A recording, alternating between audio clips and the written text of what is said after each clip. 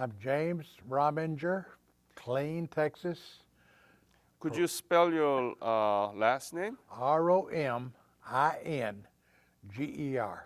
Is that German name? Yes. Ah, so your ancestors from Germany? Yes. Where? Winterlingen, Germany. The state capital is Stuttgart, Germany, Stuttgart. and the county is Abstadt. Okay. What is your birthday? December the 12th, 1932, Where were you born? in Millport, Alabama. And please tell me about your family when you were growing up, your parents and your siblings. Well, I have 3 older brothers and 3 younger sisters, Uh-huh. and we were farmers, very poor, and as everybody was in those days. Yeah. And we, in about 1938, of course, I was a little bit young. The barn got struck by lightning and killed our 2 cows and 2 mules and horses.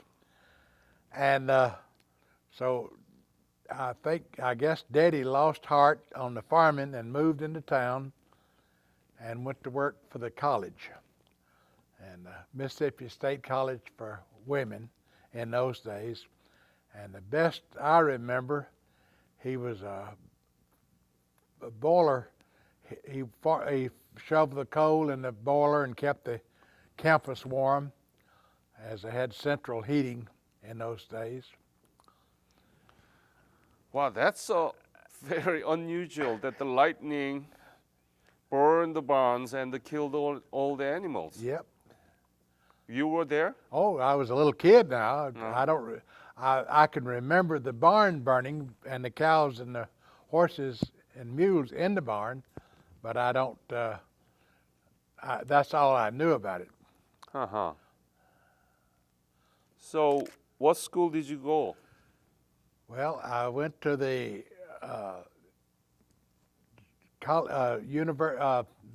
mid school in Columbus, Mississippi, Mm-hmm. and later on I went to in the Army and graduated from the high school. Got my high school GED in Fort Sill, Oklahoma, and upon retirement in my schooling, I got my bachelor's degree from American Technological University and my master's degree from American Technological University, which is involved at Texas A&M. Wow, you are really well educated. So you graduated high school in Fort Sill in Yes. Oklahoma? Yes. What's the name of it? General Education Development, GED. General Education Development High School? Yeah. That's a very unusual name. And every year I have 100% at my high school graduation of 1. When was it? When did you graduate? 1958. No. 48? No, 1958. Wow. Then when did you join the military? In 1947, October of 47. Uh-huh. So you stopped the high school? Yes. Uh-huh. And then you joined the military in October 1947. Yes. And I count the years in between 32 and 47. So where did you get you joined, enlist or drafted? And joined in 1947. 47. Army. Yes. Uh-huh. And where did you go to get the basic military training? In Fort Benning, Georgia. Uh-huh. Infantry basic. Yep. And then infantry basic and advanced school. And later on, I asked my platoon sergeant, I says, I want to be in the artillery. And he says, why didn't you tell me this 2 or 3 weeks ago? I said, I didn't know about the artillery. You know, we were very uneducated in those days. Uh-huh.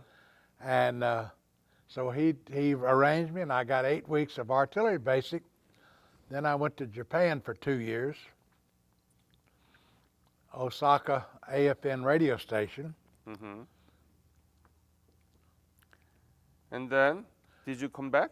No, I went from there to Korea Wow. in October of 1950. So, did you know anything about Korea before? Never heard of it. Didn't have a clue where Korea was.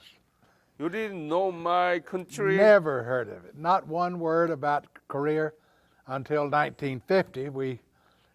We heard about it, but we didn't know nothing about it.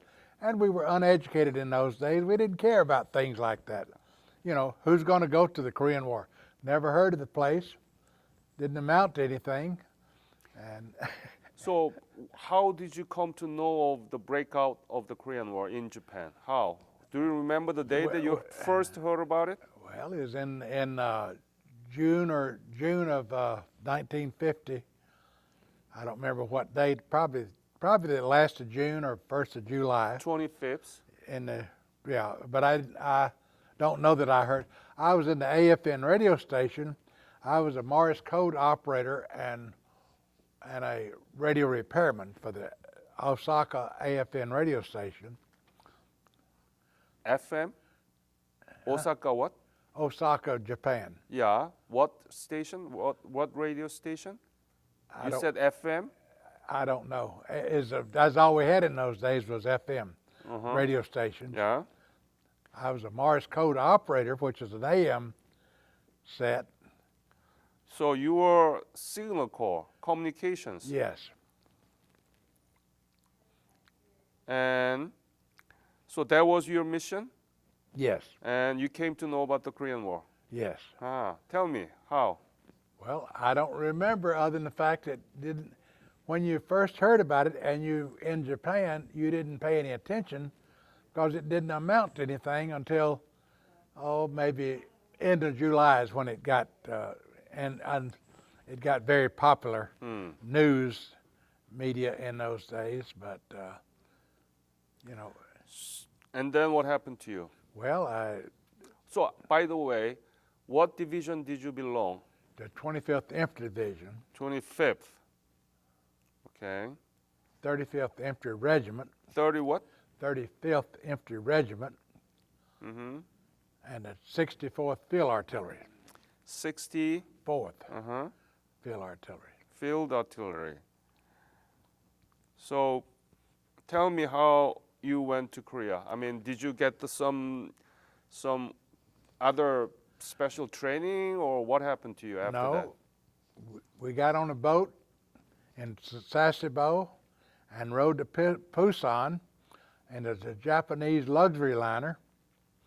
And we stood at the rail all night, 4 deep, as they were afraid the boat was going to sink, and they didn't let us go inside of this boat.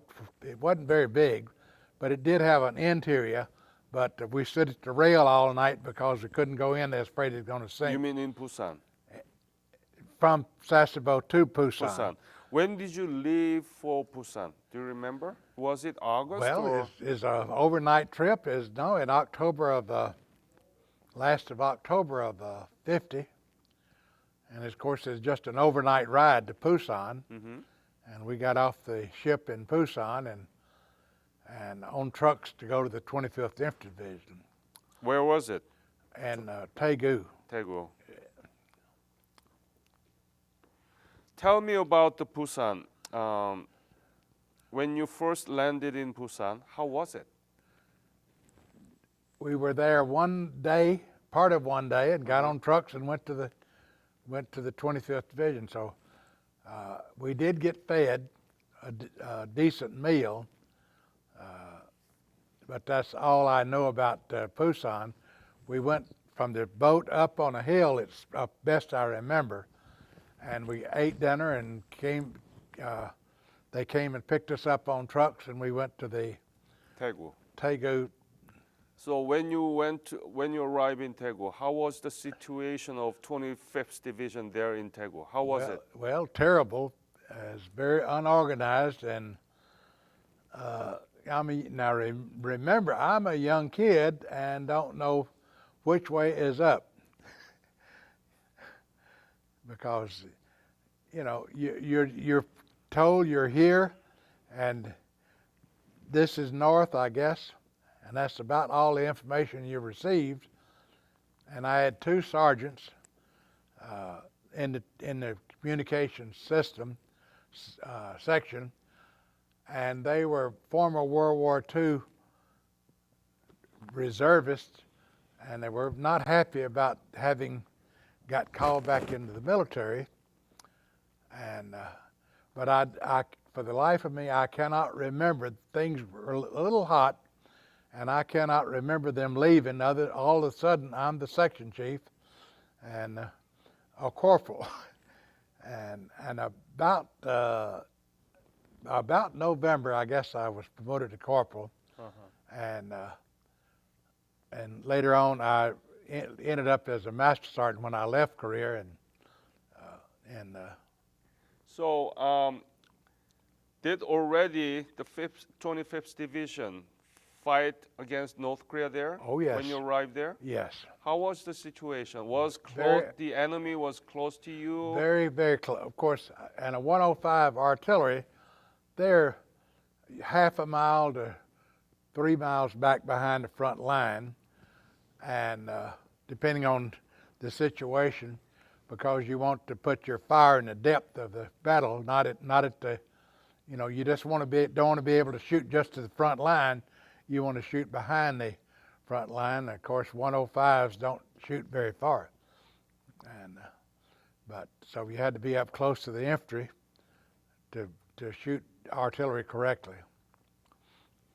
And how was the morale of 25th Division?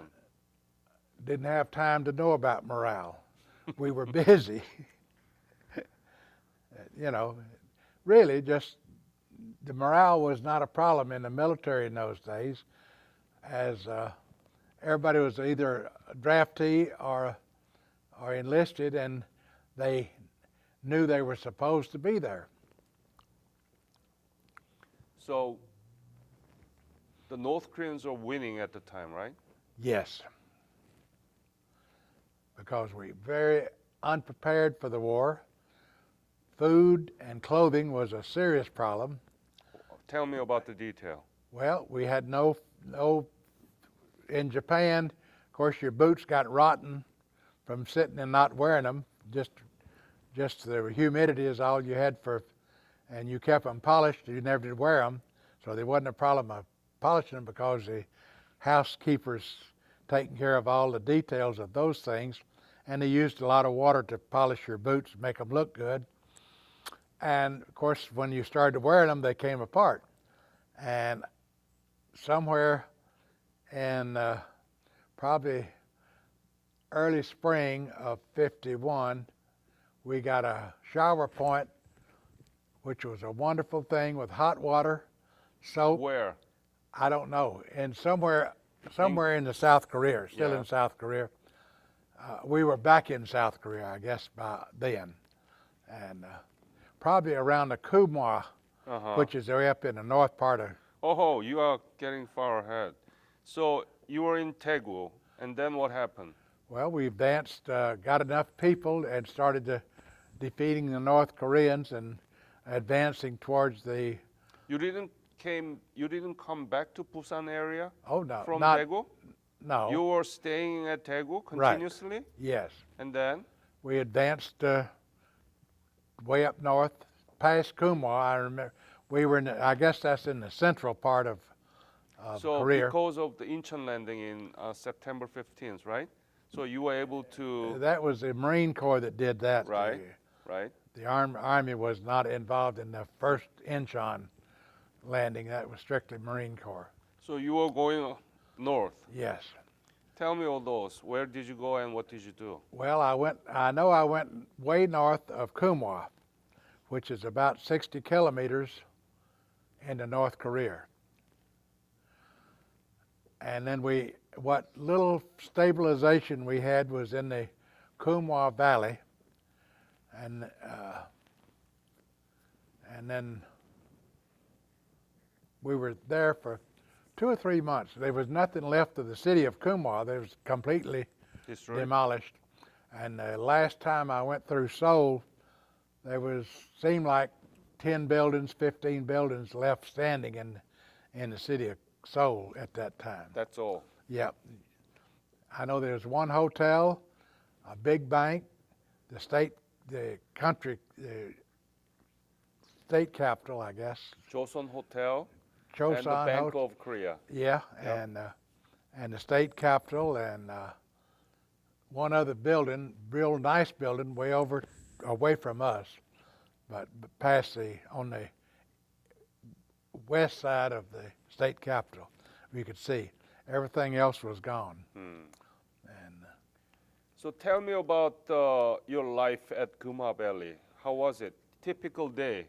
well, What a did you typical day, you were busy setting up defense for the evening, as in the nighttime is when the North Koreans and Chinese by then started infiltrating through the lines, and you was getting everything ready. They didn't bother you in the daytime, but at night you had to be ready to shoot, and the Army was not integrated in those days, so we didn't have nothing but we didn't have any minority people other than China, other than Puerto Ricans, Hawaiians, and I don't know of any other nationalities that we had in the 25th Division at that time, as the 25th Division was a Hawaiian. That was their capital. They had never been in the United States. That Right. was Yeah. their station was in Hawaii. So was it 1951 that you stayed in Guma Valley, or 1950? When was it? In 51, 51, right? yes. Yeah. And what was your mission there? What was your job? Well, I was a communication Right. radio sergeant, And and first I only had me and myself and one other person, and I was a radio repairman and the Morse code operator. But by the time we got stationed semi-stabilized in Kumwa, I'd gotten 12 people, and I'd made sergeant, and maybe even sergeant first class. I can't remember. As you didn't know when you got promoted, you just first sergeant come by and tell you you're promoted, so on another stripe. That's about what it amounted to, your promotion system, and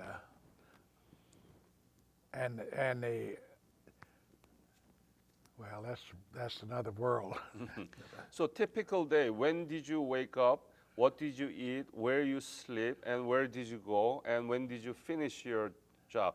I know it's during the war, so it's not like a 9-to-5 job these days. But tell me about the typical day, because young kids wants to know. Well, a typical dinner was a concentrated chocolate bar, World War II C rations, and they were terrible, and I never learned to like C rations until later on when I didn't have to eat them, and I never ate C rations after I left Korea. And So you were in the bunker, or in the oh yes, content? we had foxholes, foxholes? and you know, you said your Morse code, your radio section, and of course I was the only radio repairman, and the first time of course they didn't bring the radios to me, and we had 18 forward observers up in the infantry, and in those days we had the modular crystal radio sets, and every time we changed frequencies, which was often, you had to hand tune the circuits. And of course they didn't bring the radios to me, I went to the radio. And the first time I ran into a tree in the headquarters area, they gave me a driver, because 12 hours a day on the radio, and then radio repairman, you're taking about 36 hours to change the frequencies on the radios. They had to be hand tuned in those days, the radios, and you just couldn't stay awake that much. And so after I ran into a tree with a Jeep, they gave me a driver to drive me the places I needed to go to change the frequencies on the radio, as we had 18 forward observers up with the infantry.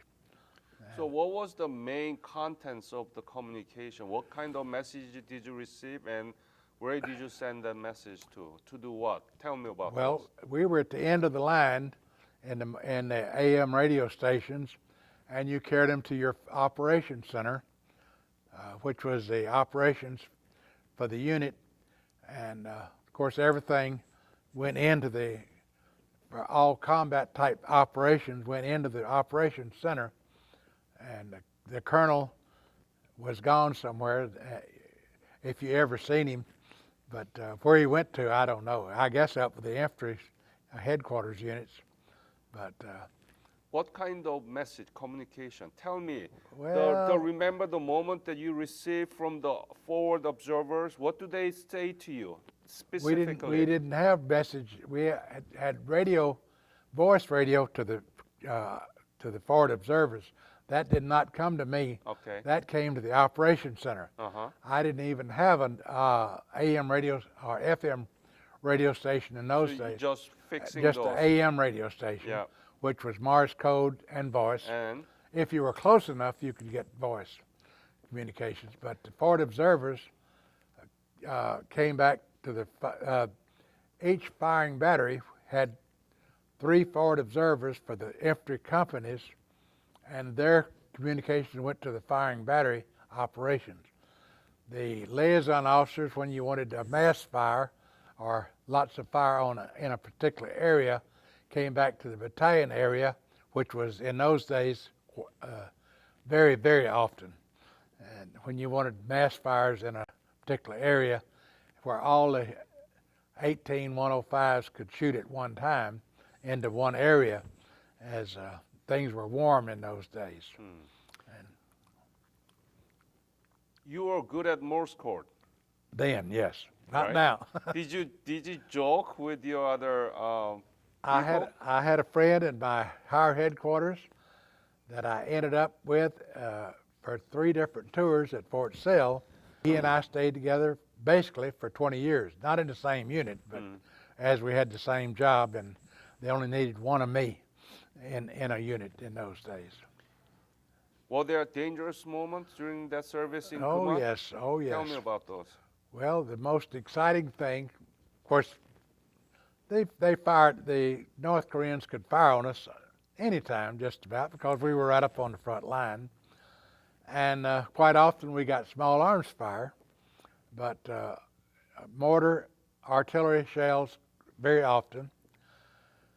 And the most exciting thing I had in those days, a bomber, Air Force bomber, got shot and was coming down, and I thought it was coming into my foxhole, and we got up and moved 3 different times because it's coming in that foxhole, but it really landed a half a mile away, thereabout. And but that was the most exciting thing. That seemed like it took an hour for that plane to fall, but of course it wasn't. But when you're young, things like that are very scary. But the normal mortar fire, artillery fire, small arms was just an everyday thing, you know. And you spent a lot of time in your built-up vehicles with wood in those days. And of course, you didn't worry about little small arms fire. But when the artillery or the mortar came in, I think I had to get new transmitters 3 different times as they got artillery shells and mortar shells through them and tore them up to where they couldn't be fixed.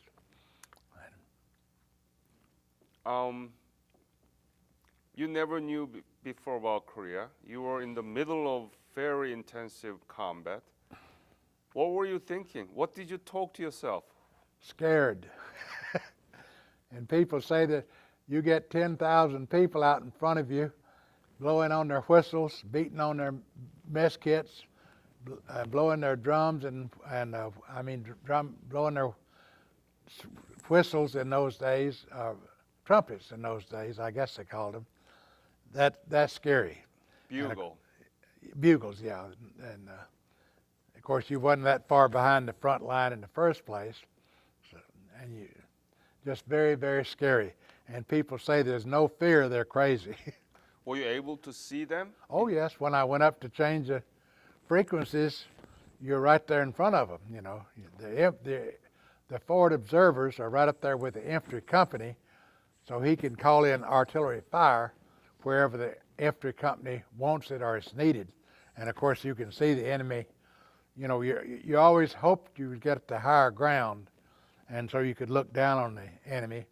And we were pretty good at it. As later on, we got enough firepower that we controlled the situation until the Chinese came in. And then we lost control and went back to, well, not quite to Taegu in my case, but out in the middle of nowhere. There wasn't much left of Korea in those days. Pretty well torn up, and most small towns, other than Taegu, Busan, Seoul, you knew you were in a city, and Weijeonbu. I remember Weijeonbu from the war. What would you say to those Chinese soldiers who, in front of you, in the Kuma Valley, if you can meet with them again, what would you say to them? I wish I had the warm clothes that they had. So you were envy of their warm cotton clothes? Yes. No, the thick plaided, you know, they had good warm clothes because they had been up in the north part of, in China, where it was extremely cold. And those soldiers were very, very well trained and professional soldiers. They had been in the Army, I guess, all their life. But they were good soldiers, and I was glad when I finished with it, and I went back in 71 and 72. Any Korean people, Korean boy? Oh yes, we had houseboys. In your bunker? In my section, I had a houseboy to do the. Was it in the bunker? Oh or? yes. Yeah. Oh yes. So this Korean boy was But he there. belonged to us, so he was one of us. You know, he was a young kid, but we were all young kids in those days. Do you remember him? Oh yes. Oh yes. What did he do for you? Well, he washed our clothes, cleaned up our shoes, kept the area cleaned up, you know, policed up the trash and the stuff, and just general housekeeping in those days, whatever. Of course, your house was a foxhole and a bunker. Of course, you dug your vehicles in, and he kept the area cleaned up. Very good young man. I remember when one of his parents died, and he wanted to go back to see his funeral, and of course he knew if he left the area, I think he was 16 then, he knew if he left the area he was going to be put in the Korean Army. And so he wanted me to take him back, and of course I couldn't take him back, but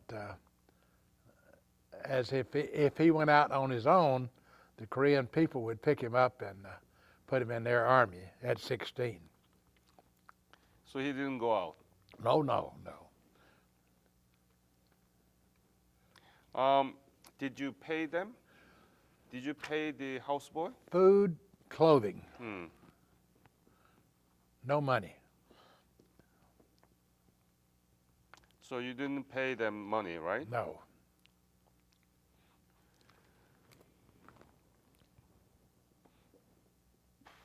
You said that you've been back to Korea 71, 72. Yes. As what? Well, I was the sergeant major of the 122nd Signal Battalion in the Camp Casey, 2nd Infantry Division. And Camp Casey? yes, Yeah. And what was your specialty at the time? I was a unit sergeant major. For doing what? Communication? No. No. Sergeant major's got everything. Everything. Belongs to him. Everything you can see. So, and then have you been back to Korea after that? 71, no, not since October of 72. So you know what happened to Korea now, right? There's Yes. so much development there. Yes. So you are very unique in that you were in Korea very early in 1950, 51, and then you back to 71, 72, and you now know what's happened to Korea. What do you Yes. think? What do you see? You have a before and Just after pictures. Uncomprehendable the progress that they've made. As I got to take off 2 days, and I rode one of those super fast buses from Seoul to Busan, and came back, I don't know, maybe 2.5 hours. I think we had, 3 stops along the way, 100 and something miles an hour, just beautiful 4-lane highway, flowers and shrub planted on each side down the middle, and Seoul was probably 10, 12 million people. They don't know how many people they got in Seoul. Probably 13, 14 million now. And as everybody in the United States came from Seoul, nobody came from anywhere but Seoul. They say, we know better. So are you proud of your service? Oh yes, oh yes. I was promoted very early in my entire Army career, and I had a little less than 15 years service when I was promoted to Sergeant Major in 65, and I stayed as different units, and of course nowadays it's a different Army, but once you serve for a general officer, if you're successful, you stay with general officers. In those days, in the early days, every time you changed stations, you went to the lowest unit, which I prefer as a sergeant major to serve in a battalion, because you are getting things done yourself, to where if in the higher headquarters, you're depending on other people to get it done. And at Fort Sill, I was a battalion sergeant major, the artillery group sergeant major, where we had about 7,000 soldiers, and the corps artillery sergeant major, where we had 11,000 combat soldiers, not part of the school. Of course, I had attended, in my early days, I had attended Fort Sill Communication Electronics electronic course, and then later in the Communication Chiefs and Officers course in the early days. The Korean War was very important, and there is a very good outcome came out of it, because Republic of Korea now is 13th largest economy in the world, most substantive democracy. It's one of the, it may sound weird, but it's one of the best war that America has involved. But when you came back, people didn't know about much, right? Why it's being called forgotten in the minds of Americans here? Well, they never, even my own family, of course I was the only one in the Army. My 2 oldest brothers were in the Second World War in the Navy, but I was the only one in the Army. And to my family, if you went overseas, you went to war. No matter where you went to overseas at, Japan, Germany, and if you went overseas, though, you went to war, and their entire world consisted. And my mother asked me when I had about 25 years service, says, "Son, how do you get out there and just march all day?" "Mother, I don't even know how to march anymore." You know, that's their attitude and that's their knowledge, because they don't want to know anything but their little area. That's all there is, just their little area. And of course, my mother's deceased now, but if you ask her, even after I retired, if you ask her about career, she wouldn't know nothing about it. You know, you don't talk about things like that, the real parts of the war. Do you have grandchildren or great-grandchildren? No. No? Okay.